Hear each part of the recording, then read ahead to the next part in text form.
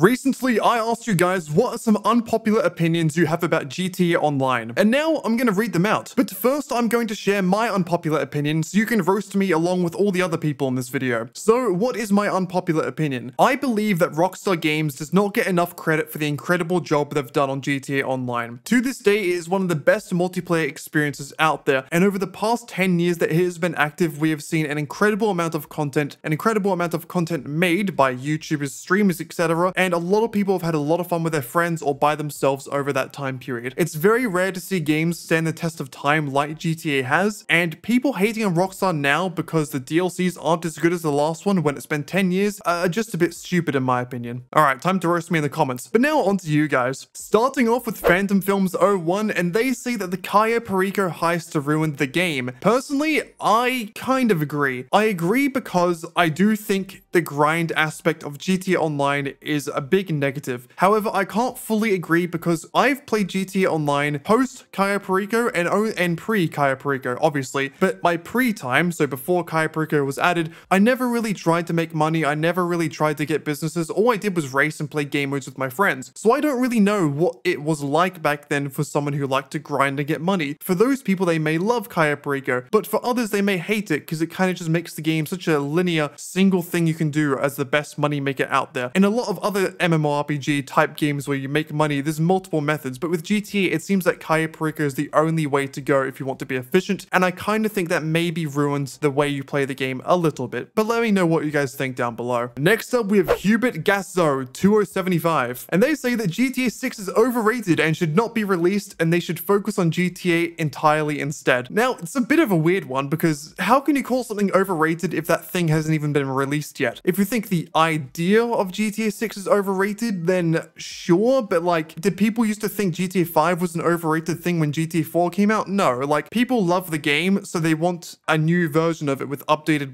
graphics, ideas, a new map and all that. So I think calling it overrated's a bit dumb. I can understand why as a company Rockstar would like to focus on GTA 5 for money reasons, and I can understand why some of the player base might want it because they don't want change or they've been living with this game for 10 years, so they kind of are just used to it and love it. But calling GTA 6 is overrated is a bit dumb just because it's not out yet. If you come back when GTA 6 is released, then we can have a conversation, but right now, I kind of disagree. Next up, we got Fishy 2939, and they say griefers do not exist. They are just playing the game as intended, and obviously glitches and hackers don't count. Now, when I first read this comment, I kind of agree. Like, if we're being honest here, let's look at the facts, guys. Los Santos, GTA 5, Grand Theft Auto. The world is made for crime. Killing, stealing, other crimes. It's what the game's made for. So griefing, in a sense, is kind of the intention. Obviously, you're still a dickhead if you do it, and it's completely in everyone's right to be annoyed at those people. But at the end of the day, if they're not hacking and not glitching, they're just using the means in the game to kill other people, it's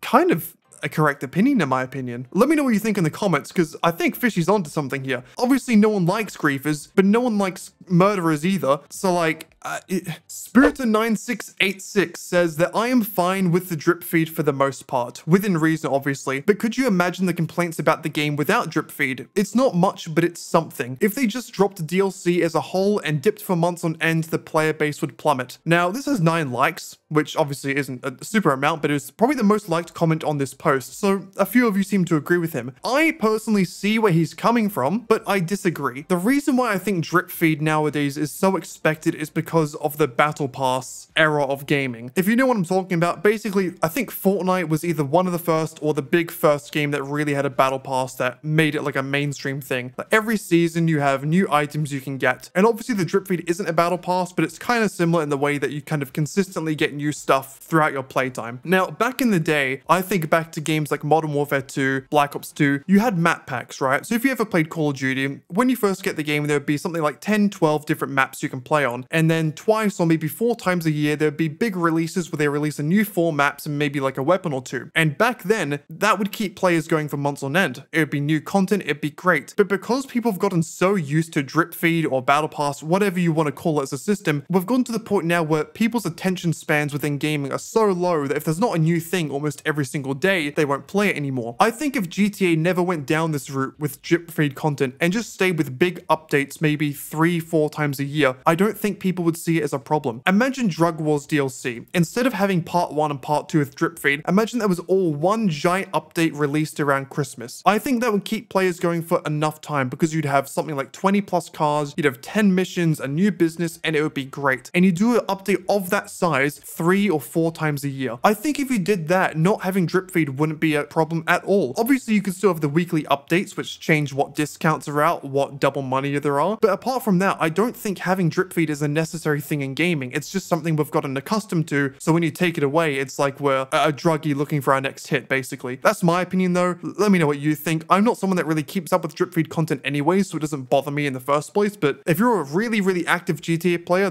you might have a different opinion. So let me know. Pitsty, or PitST88, says that Rockstar is money hungry, but the players are really at fault because they enable it. Again, another person that I think is onto it. Like, it's just kind of common sense. I don't know if this is an unpopular opinion, but it is just common sense. If you don't buy stuff, they won't continue to make stuff for you to buy. That's just kind of how it is. If players didn't buy shark cards, then Rockstar wouldn't have to keep putting stuff in the game that enabled people to buy them because they wouldn't be making any money. It would be a waste of time. If you start a company and you don't sell anything, you're not going to keep making more products. It's just a bad business move. So yeah, players are at fault, but the annoying thing about this is it is a very small minority. Probably something like 90% of the GTA player base don't buy shark cards. They just play the game. But it is those small few that spend a ridiculous amount of money to buy shark cards that force Rockstar, or not force, but make them keep making all this new expensive content like cars and submarines and yachts and stupid golden jets that people waste their money on. So if you're one of those people, it's your fault. So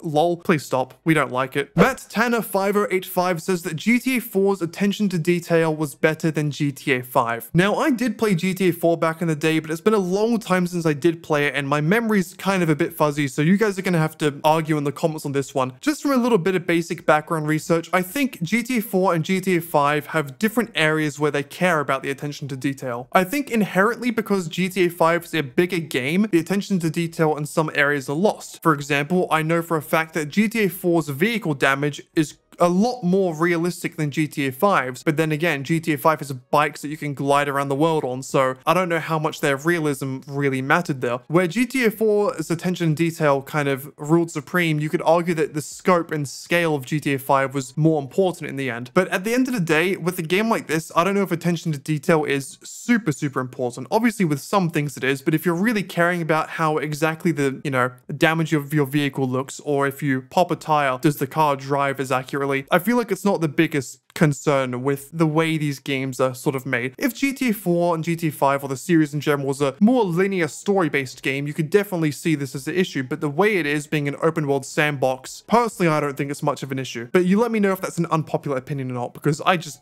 don't know. Purple Pineapple asks, he says that banning people for doing money/fun glitches is stupid and it's your fault for letting it happen. Again, I don't know if this is an unpopular opinion, I just agree. Like, at the end of the day, if Rockstar put a glitch in the game, or accidentally leave a glitch in the game that allows you to make $10 million in 2 minutes and a bunch of people exploit it, it is their fault. They should not get banned. At most, you could say maybe they get their money taken away or something, but even then, it's Rockstar's fault for letting that happen in the first place. You shouldn't punish the players for taking advantage of that. It's just stupid. But at the end of the day, Rockstar do want to make money, obviously. So if a player is going to get 100 mil in a few days just by doing glitches, then they're not going to let that happen. But I do agree it is kind of stupid to, criminalize people for taking advantage of stuff that was in the game. It's not like they're using a mod menu. There's just exploits that Rockstar needed to fix, didn't in time, and people took advantage of them. I don't see any issue with that. Then we have Cola Sus saying that they like the Drug Wars DLC. And I think, like I said with my other point, I think if the Drug Wars DLC was one DLC instead of 2 separate ones, it would have been good. But because it was split up by such a long distance of time, it just kind of fell short. Especially the last dose, it was very lackluster, especially the mission. Like, for me personally, with the new DLCs, there's 2 or 3 main things I look forward to. One is the actual missions, because getting some new story and stuff to play through is always fun. 2 are the new cars. Usually I only go for like the most expensive super sport cars. So, if there's 1 or 2 good cars in a DLC, I'm happy. And then there is a business. So the business in Drug Wars Part 1 was good, but obviously there was nothing really in Part 2. And then obviously the cars in both were alright. I don't think anything was super crazy, but pretty decent. And then the missions in Part Part 1 and Part 2 really could have just been one DLC. Part 2 was very short, kind of lackluster. Part 1 was a little bit better, but also kind of just like, If you compare it to the scope of the ULP missions, which I personally think are much better, it just kind of falls flat for me. I think it was an okay DLC, but it was kind of destroyed by the fact they split it into 2 parts. Flutters J says that I do not think that the glorification of of the grind in the game is that good actually. They keep increasing the prices of everything, not to keep you in the game for longer grinding, but to frustrate you so much that you will cave in and buy the shark cards, something I do also not agree with. So this is one thing that I have a very mixed opinion on personally, and that is the grind, because I'm someone who simultaneously hates the grind of the GTA series because I just kind of want to play in a fun sandbox, but then also love the grind of games like RuneScape or Elder Scrolls Online, which is a more MMORPG. So I think it depends what type of person you are and how you view GTA as a game. If you view GTA Online as more of an MMORPG game where you level up, get your character new items, and grind for money, then it's great at doing that. But if you view it as a sandbox where you can drive around, kill people, and have fun, then it is terrible at that, because there are so many barriers to entry to really have a good time on GTA. If you want to get the best weapons in the game, oh, you're gonna have to go do a bunch of missions. If you want some good apartments, oh, a bunch of missions. If you want to experience all the different missions behind businesses, oh, that's a bunch more money you need, which is great if you enjoy doing that. But for the players that don't, it alienates them quite massively, and like Flutter says, forces them to go ahead and buy shark cards if they don't want to spend the time playing. So it's kind of an awkward thing where it splits the fan base and divide, and I assume Rockstar made a decision at some point where they have to favor either the grinders or the casuals, and because the grinders play the game more and the casuals are more likely to spend money if it's geared towards the grinders, that's kind of what they went for, unfortunately. So yeah, I do completely agree and also disagree. It's kind of a weird one because like I said, it depends on what type of person you are. It depends on how you view GTA Online. The one thing I'm happy for is that GTA Online has the custom game modes and races that you can play for fun without having to really do anything. If they didn't have that, then it would be really bad. And the final unpopular opinion of today is from High Ping, saying that GTA is a perfectly balanced game with no flaws at all, zero hacker or modders, and if you think they are cheating, it is probably just a skill issue. I think he's cracked the code. I think he's done it. You're all just bad, lol.